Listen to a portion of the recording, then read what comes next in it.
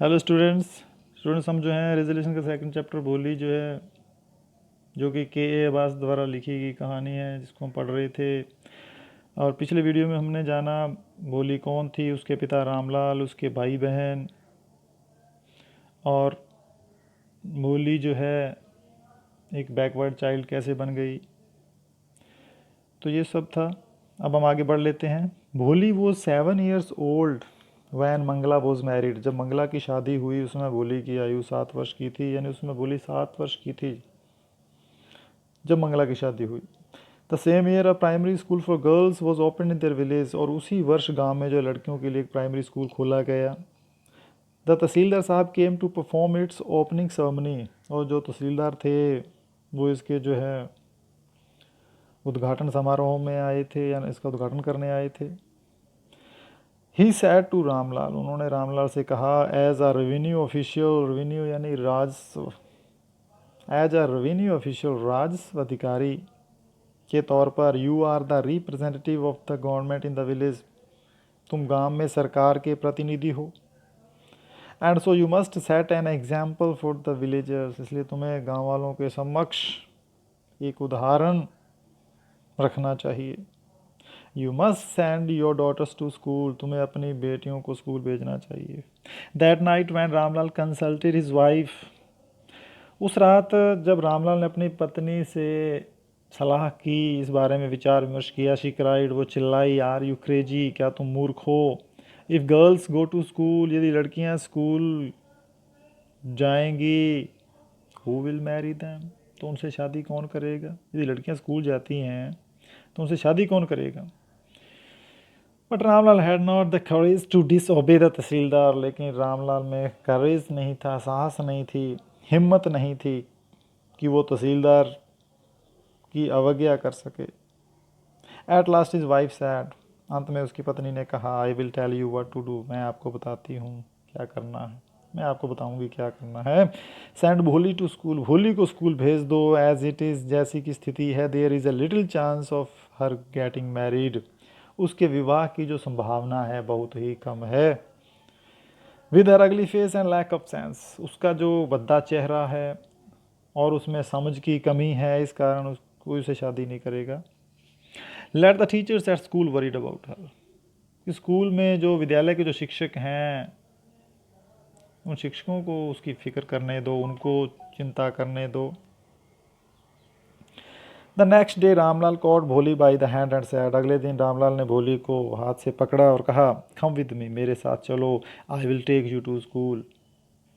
मैं तुम्हें स्कूल ले चलूँगा, मैं तुम्हें विद्यालय ले चलूँगा। भोली वॉज फ्राइटेंड। भोली डर गई।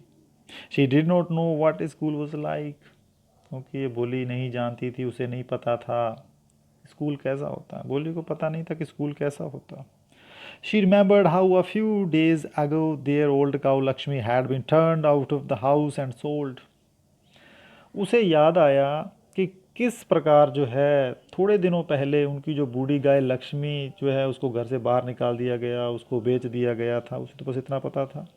No no no no, she shouted in terror and pulled her hand away from her father's grasp. और वो नहीं नहीं नहीं, वो बहुत ही ज़्यादा भय से चीखी और पिता की जो पकड़ थी उससे, उस पकड़ से अपना हाथ छुड़ा लिया। फिर आगे, what's the matter with you you fool. और उसके पिता जो थे रामलाल, वो चिल्लाए, what's the matter with you you fool, अरे मूर्ख, क्या बात है। What's the matter with you, तुम्हारे साथ क्या समस्या है, तुम क्यों नहीं समझ रही हो, तुम्हारे साथ क्या बात है, अरे मूर्ख। I am only taking you to school. मैं तो तुम्हें सिर्फ विद्यालय लेकर जा रहा हूँ। Then he told his wife. तब उसने अपनी पत्नी से कहा, let her wear some decent clothes. Decent clothes, सुंदर कपड़े, सुंदर वस्त्र। टूडे, क्या आज इसे कुछ अच्छे सुंदर वस्त्र पहना दो। और else, what will the teachers and other school girls think of us when they see her. Otherwise, अन्यथा जो है स्कूल के जो शिक्षक हैं, जो अध्यापक हैं, या दूसरी जो लड़कियां हैं, वो हमारे बारे में क्या सोचेंगी जब वो उसे देखेंगी। New clothes had never been made for Bholi. क्योंकि भोली के लिए नए कपड़े कभी भी बनवाए नहीं गए थे, कभी उसको नए कपड़े नहीं दिए गए थे। The old dresses of her sisters were passed on to her, उसकी जो बहनों के पुराने वस्त्र थे वो उसे दे दिए गए थे, वही दिए जाते थे उसको। No one care to mend और वॉश हर क्लोथ्स, और उसके कपड़ों की मरम्मत करना या उनको धोना, इसकी किसी को कोई फिक्र नहीं थी, कोई फिक्र नहीं करता था। But today she was lucky to receive a clean dress which had shrunk after many washings. But today she was lucky, लेकिन आज वो भाग्यशाली थी, to receive a clean dress, क्योंकि आज उसको जो है क्या मिला था, उसको बिल्कुल साफ़ सुथरी पोशाक मिली। Which had shrunk after many washings, जो कि काफ़ी बार धोने के बाद थोड़ी सिकुड़ गई थी। हैड नो लॉन्गर फिटेड चंपा, और जो कि चंपा को अब ठीक नहीं आती थी, यानी चंपा के लिए वो छोटी पड़ गई थी क्योंकि वो सिकुड़ गई थी, श्रंक हो गई थी। She was even bathed and oil was rubbed into her dry and matted hair. She was even bathed, और उसको क्या था, उसे नहलाया भी गया, सूखे हुए उसके जो उलझे हुए जो बाल थे, जो केश थे, उनमें तेल भी लगाया गया। That she was being taken to a place better than her home. Only then did she begin to believe, तब उसे थोड़ा विश्वास होना शुरू हुआ, उसने विश्वास करना प्रारंभ किया। That she was being taken to a place better than her home, कि उसे एक ऐसी जगह ले जाया जा रहा था जो कि शायद घर से बेहतर था। तो जिस तरह से उसको नए कपड़े, उसके बालों में तेल लगाया गया, पहले किसी को उसकी परवाह नहीं थी। When they reached the school, जब वे स्कूल पहुँचे, the children were already in their classroom, बच्चे पहले से जो है कहाँ थे, बच्चे पहले से कक्षाओं में थे। Ramlal handed over his daughter to the head mistress, Ramlal ने अपना हाथ हेड मिस्ट्रेस को सौंप दिया, प्रधानाध्यापिका को सौंप दिया। Left alone, the poor girl looked about her with fear-laden eyes. Left alone, अकेली पड़ जाने पर जो बेचारी लड़की थी, the poor girl looked about her with fear laden eyes, यानी कि जब वो अकेली पड़ जाती है, उसके पिता उसको प्रधानाध्यापिका को सौंप जाते हैं, तो उसकी भयभीत आंखों से उसने अपने चारों ओर देखा, क्योंकि वो बड़ी डरी हुई थी। तो पूरा looked about her with fear laden eyes, डरी हुई भयभीत आंखों से अपने चारों ओर देखा।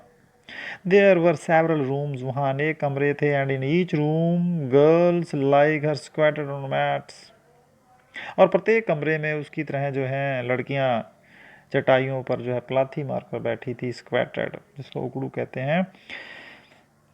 The headmistress asked Bholi to sit down in a corner in one of the classrooms. और जो प्रधानाध्यापिका थी उसने भोली को जो है उन कक्षों में से यानी कि एक कोने में जो है बैठ जाने के लिए कहा। भोली did not know what exactly a school was like, भोली को ये तो पता नहीं था कि विद्यालय कैसा होता और वहाँ क्या होता है। And what happened there, but she was glad to find so many girls, लेकिन वो इतनी सारी लड़कियों को पाकर बहुत खुश थी। Almost of her own age present there, यानी उसकी आयु की, उसकी उम्र की इतनी सारी लड़कियों को वहाँ पाकर वो खुश थी, उनको उपस्थित देखकर खुश थी।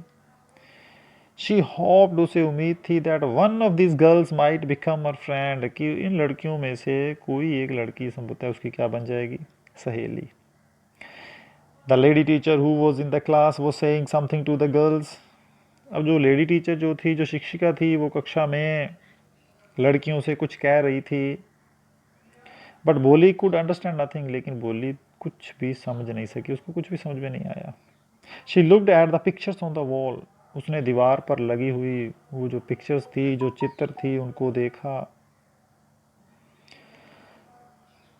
द कलर्स फैसिनेटेड हर, जो कलर्स थे, जो रंग थे, उन रंगों ने उसको मोहित कर दिया। The horse was brown just like the horse on which the tehsildar had come to visit their village, अब जो घोड़ा था वो उसी घोड़े की भांति भूरा था जिस घोड़े पर तहसीलदार गांव का दौरा करने आया था, गांव का विजिट करने आया था, यानी जो चित्र थे वहां लगे हुए थे। The got was black like the got of their neighbour, और जो बकरी थी वो उसके पड़ोस की बकरी के जैसी ही थी, काली थी। और क्या था? The parrot was green like the parrot she had seen in the mango orchard. और जो तोता था वो वैसे ही तोतों की भांति था, हरा था, जैसा कि उसने आम के बाग में देखा था। And the cow was just like their Lakshmi, और गाय तो उनकी लक्ष्मी जैसी थी। And suddenly Bholi notice that the teacher was standing by her side smiling at her. और अचानक भोली ने क्या देखा कि उसकी जो शिक्षिका थी वो मुस्कुराते हुए उसके पास खड़ी हो गई थी। What's your name little one?